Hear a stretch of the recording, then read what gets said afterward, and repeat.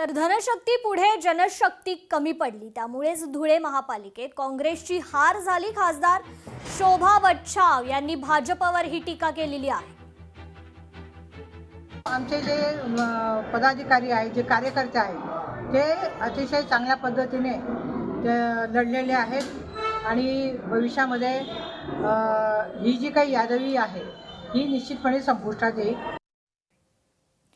किशोरी पेडणेकरांच्या गटनेते पदावरून ठाकरेंच्या शिवसेनेत मात्र नाराजी आहे। दोनदा महापौरपद भूषवलेल्या पेडणेकरांना पुन्हा संधी दिल्यानं ही नाराजी आहे। अनेक ज्येष्ठ नगरसेवक असताना पेडणेकर यांना संधी दिल्यानं नाराजी पसरल्याचं पाहायला मिळतंय।